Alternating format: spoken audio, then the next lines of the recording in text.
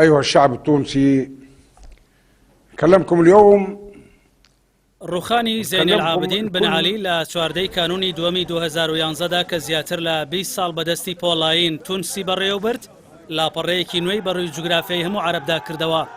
ئەو قۆناغەی لە ژێرناوی بەهاری عەرەبی 10 ساڵ پێشێستا لە تونس باهوتافی نان شەرەف و ئازادی سەری هەڵدا و لە ماوەیەکی کەمدا ژمارێکی زۆر لە وڵاتانی خۆرهەڵاتی ناوەڕاست و باکووری ئەفریقای گرتەوە بەهۆی کودەتا، دژە شۆڕش، شەڕی ناوخۆ و دەستوەردانی دەرەکیەوە بوو بە زستان.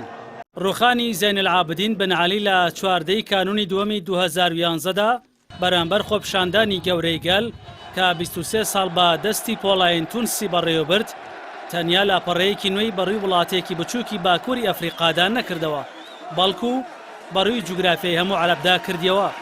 سەرەڕای هەموو ئەو نەهامەتیانەی لە قۆناغەکانی ڕابردوودا ڕوویاندا، تونس سەرکەوتوو بوو لە پاراستنی دەستکەوتەکانی بواری مافی کەسی، ئازادیەکان و دیموکراسی، بەڵام چاوەڕوانی ئابوووریەکانی شۆڕژ نەهات نەدی. وڵاتی میسر کە دووەم وێزگەی شۆڕشەکە بوو، سەرەڕای ڕزگاربوون لە حکوومەتە 30 ساڵەکەی حوسنی مبارەک، بەڵام دواتر بووە قوربانی کودەتای سەربازی و هەژمۆنی سوپا لەسەر سیاسەت، ئابووری و کۆمەڵگەی مەدەنی زیاتر بووە و دیکتاتۆریەت دڕندەتر لەوەی ڕابردوو گەڕایەوە. ئەو وڵاتانەی ڕژەمی پاشایەتی حکمیان دەکا لەو قۆناغەدا بە ئەنجامدانی چاکساسی دەستوری ڕێژەیی شەپۆلی خۆپشاندانیان هێواش کردەوە.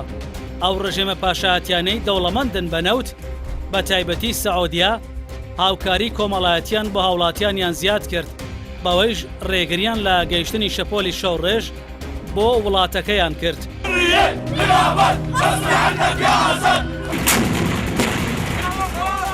بەڵام کاتێ شەپۆلی شۆڕش گەیشتە لیبیا، سووریا و یەمەن کەشێکی پڕ گرژی ناوچەکەی تەنی و ڕشتنی خوێن و فرمێسکی لە دوای خۆی جێهێشت کە ناوەستێت.